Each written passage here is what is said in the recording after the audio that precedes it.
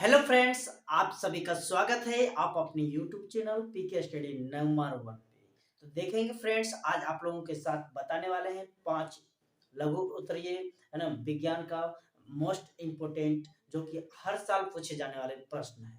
तो देखिए फ्रेंड्स, आज बताने वाले हैं एकदम वीवीआई प्रश्न। तो सबसे पहले मेरे साथ जुड़ जाइए और वीडियो अंत तक देखिए, ठीक है।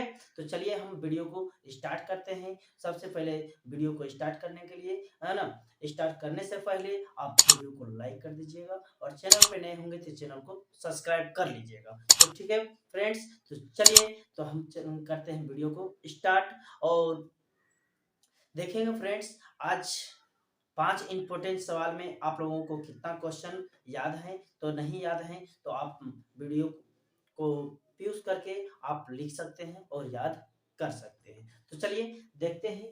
तो यहाँ सबसे पहले क्वेश्चन है कि विज्ञान के टॉप बोला है 5 लघु उत्तरीय प्रश्न। ठीक है, 5 लघु उत्तरीय प्रश्न है ना, class 10th Bihar board exam 2023 के। ठीक है, यहाँ कह रहा है कि है ना, पहला क्वेश्चन आपके सामने है।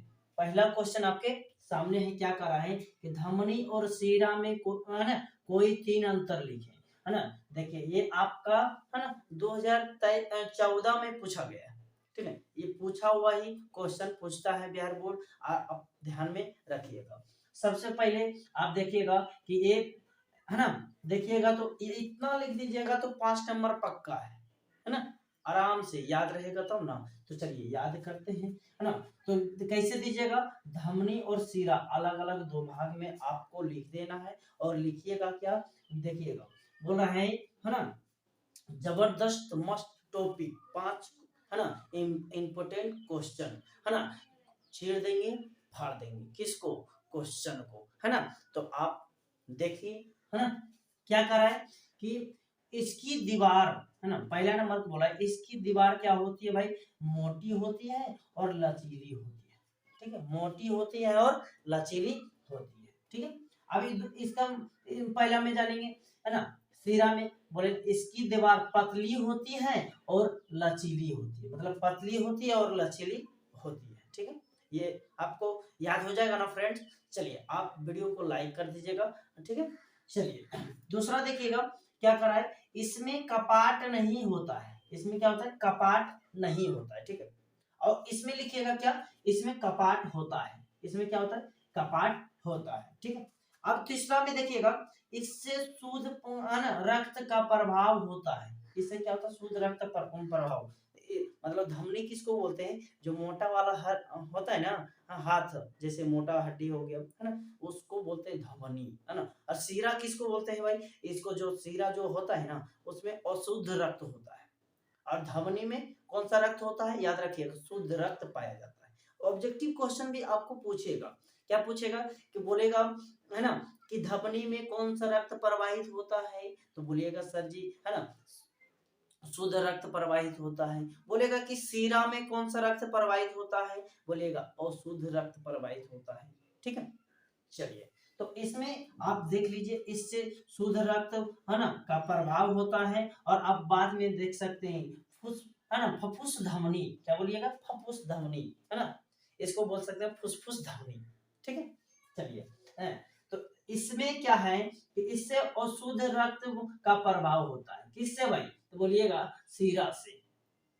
सीरा से क्वेश्चन आएगा कि किसकी पतली किसकी दीवार पतली और लचीली होती है। ठीक है, याद रखिएगा सीरा। ठीक, लिख दीजिएगा ना। चलिए बहुत अच्छा है, आप लोग लिख दीजिएगा, लिख दीजिएगा। चलिए आप लोग लिख दीजिएगा तो बहुत अच्छा। तो यहाँ तक आपको समझ में आ गया। तो यहाँ देखने हैं कि दूसरा नंबर क्वेश्चन क्या कर रहा है फ्रेंड्स, दूसरा नंबर क्वेश्चन कर रहा है कि जैविक आवर्धन क्या है। ठीक है, जैविक आवर्धन क्या है। देखिए ये क्वेश्चन आपको पूछा गया है ना, है ना 2011 में। ठीक है, 2011 में क्वेश्चन पूछा गया। ठीक है, तो यहाँ देखिएगा कि जैविक आवर्धन, इसका आंसर कैसे जानेंगे, याद रखिएगा। जैविक आवर्धन वह प्रक्रिया है जिसमें बोला है जैव अनिम्नीकरणीय है ना और अवशिष्ट, केवल अवशिष्ट पदार्थों की मात्रा परितंत्र के उच्चतर स्तरों में, ठीक है, क्रमशः बढ़ती जाती है ना, उसे कहेंगे जैविक आवर्धन। क्या कहेंगे? जैविक आवर्धन कहेंगे। ठीक है, जैविक आवर्धन कहेंगे। यहाँ तक तो याद हो जाएगा ना। चलिए, याद हो जाएगा, आप स्क्रीनशॉट भी आप ले सकते हैं। ठीक है, तो चलिए आप देखिएगा अगला मतलब क्या क्या कह रहा है कि निम्न का पूर्ण रूप क्या होगा। ठीक है, निम्न का पूर्ण रूप क्या होगा। देखिए कि ये वीवीआई प्रश्न है, ये तो एक या तो दो तो पूछेंगे ही। ठीक है, आराम से देखिएगा कि एटीपी, एटीपी का क्या होगा, है ना। एटीपी की क्या होगा सर जी, बोलिएगा सर। ये तो है ना एकदम वीवीआई है, तो बोलना है एडेनोसिन, बोला एडेनोसिन ट्राइफॉस्फेट। ठीक है, एडेनोसिन ट्राइफॉस्फेट। ठीक है बोला दूसरा H I V, H I V का क्या होगा, बोलना है ह्यूमन इन ना इम्यून वायरस, इम्यून वायरस। ठीक है, चलिए यहाँ तक तो समझ में आ गया। अब दूसरा मतलब तीसरा देख लीजिए, तीसरा क्या कह रहा है कि एटीडी है ना, एटीडी का क्या होगा, तो बोलना सेक्सुअली टर्निसीमाइटेड है ना डिसेम, डिसेम। ठीक है, आपको याद हो जाएगा। यस सर, सभी लोग एक बार कमेंट में जरूर लिखिएगा कि यहाँ तक सर हमको याद हो गया। ठीक है, चलिए अगला देखिएगा, अगला है ना, अगला देखिएगा क्या कह रहा है। शिद्दत से प्यार से एक बार वीडियो को लाइक कर दीजिएगा।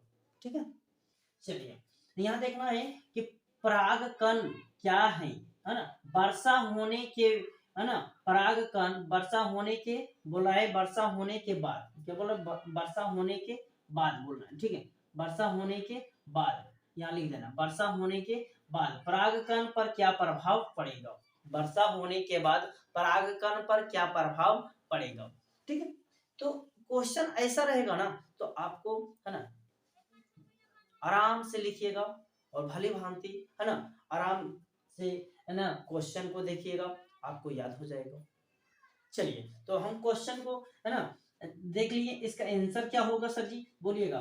परागकणों का पराग कोश से निकलकर, ठीक है, उसी पुष्प या अन्य पुष्प के, मतलब हो सकता है उसी पुष्प के में हो सकते हैं या तो अन्य पुष्प में हो सकते हैं, अन्य पुष्प के वर्तिकाग्र तक पहुंचने की क्रिया परागकण कहलाती है, मतलब परागन कहलाती है। क्या कहलाती है? परागन कहलाती है।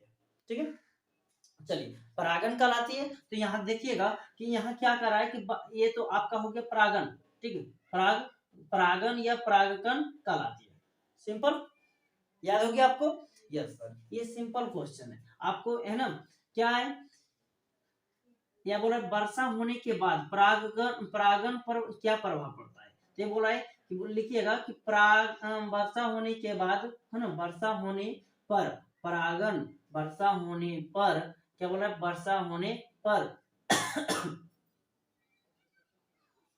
है ना, वर्षा होने पर परागकण, बोला परागन पर परागन, क्या बोला, पर परागन में बाधा उत्पन्न हो जाती है। क्या हो जाती है? बाधा उत्पन्न हो जाती है। ठीक है, क्योंकि परागकण के लिए, बोला परागन, परागन के लिए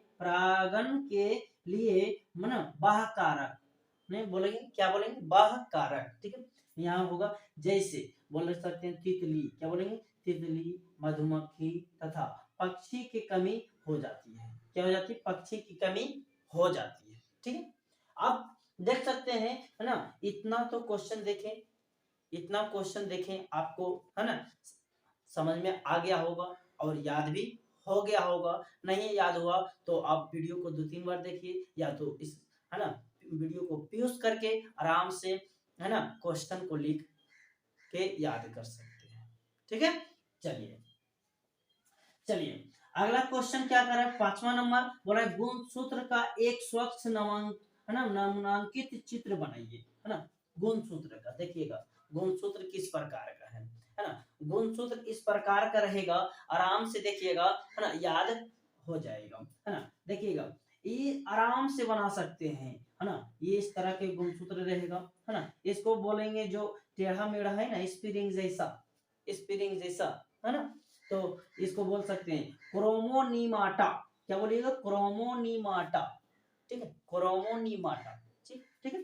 अब ये जो टेढ़ा भाग है ना, उसको बोलते हैं सेंट्रोमेयर, क्या बोलेंगे, सेंट्रोमेयर, ठीक है, सेंट्रोमेयर, है ना। और जो ये आपका है ना गोलाकार जो भाग बना हुआ है ना, उसको बोलेंगे क्रोमे, है ना, क्रोमेटिड, क्रोमेटिड, ठीक है, क्रोमेटिड। तो आशा करता हूँ दोस्तों आपको पूरी तरह से समझ में आ गया होगा, है ना। और समझ में आ गया होगा तो वीडियो को एक बार लाइक कर दीजिएगा, चैनल पे नए होंगे तो चैनल को सब्सक्राइब कर लीजिएगा, ताकि, है ना, इसी तरह के वीडियो हम लाते ही रहते हैं 2023 के लिए, बिहार बोर्ड के लिए। आप, है ना, टेंशन नहीं लीजिए, आराम से देखिए, क्वेश्चन को सोल्व कीजिए और याद कीजिए। तो फ्रेंड्स, सभी लोग अपने अपने दोस्तों के पास शेयर कर दीजिएगा। फिर मिलते हैं अगले वीडियो के साथ, है ना। वीडियो पे बने रहें और नेक्स्ट वीडियो में देखेंगे। तो तब तक के लिए फिर मिलते हैं। जय हिंद, जय भारत दोस्तों।